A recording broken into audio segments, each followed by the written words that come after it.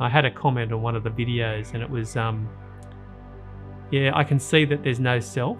I'm just going off memory. It was like, I can see that there's no self, and it's a thought process and all of these things. But if I get up off this chair and I cut it with an axe, I don't bleed. So there is a separation between my body and this chair. I see no evidence of energy being intelligent. That was the key. That was the kicker.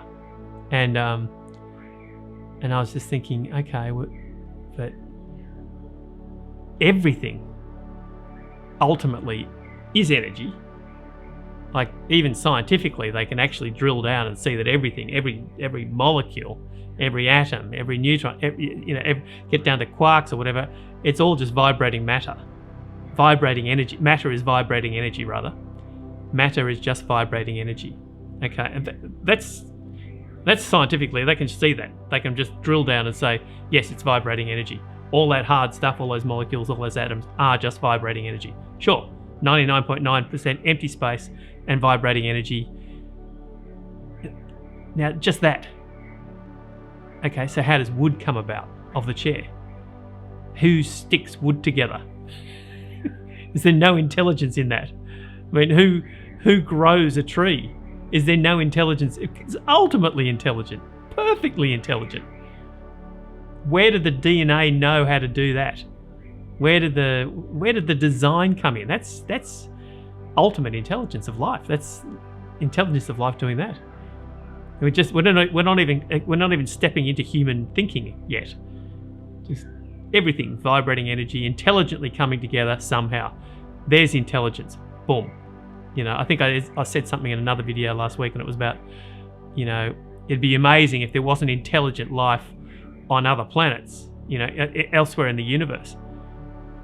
But everything that we see as matter, as manifested form, regardless of what's on the planets, just the fact that the space between the planets is this vibrating energy, is manifest space and matter and antimatter and all this sort of stuff. You don't have to worry about the scientific, but that's all happening.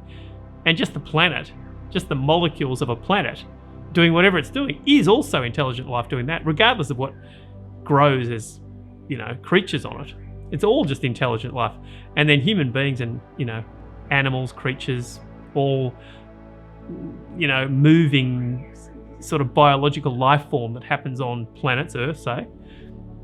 That's just another expression of the same thing. It's just come together as biological form rather than particles of wood or rocks or air particles and all of this. And so then it comes together as human form, ultimately.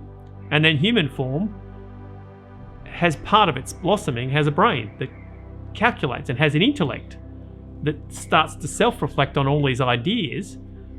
And then it says, and none of that stuff that's not my intellect is intelligent. It's just, I don't know how that could be. That's just another form of contraction and separation. It's all happening here, but if it doesn't happen here and I don't understand it, it's not happening a way that's intelligent. It's all intelligence. It's all the same intelligence. It's all connected.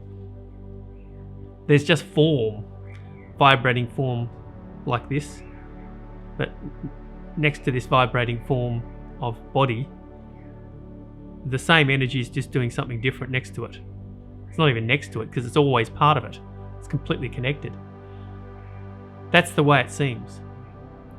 And there's still contraction that happens in the thought process of just navigating life as a human being. But there's also just waves of no separation. No separation. When it just relaxes into itself. Whatever human being is navigating life, it's ultimately completely fine. It doesn't have to do it a better way or a different way. Life will adapt. The intelligence of life will adapt. And this is happening. This interaction's happening here. That's just what's happening. This has just happened this way. It's been going on for a number of weeks, whatever. It's just How did this happen? The human being wants to work out how it all happened and why I did it, and then what did I do, and then I did that, and then I met you, all of that. Irrelevant. It's irrelevant because this is what's happening. It couldn't have happened any other way because this is what's happening. That's the really funny thing, you hear, I couldn't have happened any other way because it's, but really, when anything happens is right there, right happening this way, it's absolutely impossible that it could have happened any other way because the proof is it's happening this way. Even with the human mind thinking it can control it and influence it, this seems to play with that and sort of, it has tides and movement and waves and swirls, and it does all of those things, but ultimately it plays out. And part of that playing out, this is that playing out from this sort of feeling like it's got a perspective here. Part of that playing out is also anything that seems to happen this way to this seemingly, separate human being, the person. Anything that feels like, why did that happen to me? Anything that happens this way, it's actually nothing is happening to anyone. That's the other thing that's quite liberating and destabilizing in a way, but nothing has ever happened to you because you are a thought. Stuff happens, this body interacts in life, and stuff seemingly happens in that interaction, but it's not to you. There's nothing personal about it. Life isn't being personally attacking you, and seemingly other separate human beings that are doing stuff is just life, interacting with life. So there is nothing actually happening to you. Nothing has ever happened to you. Life has happened. Life has unfolded exactly as it is, and it couldn't have been any other way. And just that idea, it couldn't have been any other way, the human mind will go, yeah, but nah. If I'd made better choices, this wouldn't have happened, and then that wouldn't have happened, and then I would have been there, and I wouldn't have gone to, then I would have had a different job, and I would have had a different partner, and then I would. This is all stories chasing. This is all stories chasing. Because the complexity of the intelligence that's unfolding is infinitely more complex than this brain can understand. And that's what's unfolding. You can't quantify all of those things. You take a slither of a story and try and work out that slither of story, but the complexity of what's interacting here, the intelligence of life that's blossoming and doing all these different things, it's so complex. And it's not you. It feels like a you. The perspective feels like a you, but that is an experience. That's all. As I keep saying, that's an energetic appearance of sensation. Sensation of being me, I, separate me. It seems to happen in humanity. It's wonderful. Don't have to get rid of that. But it is a story. So whatever way life navigates itself is fine.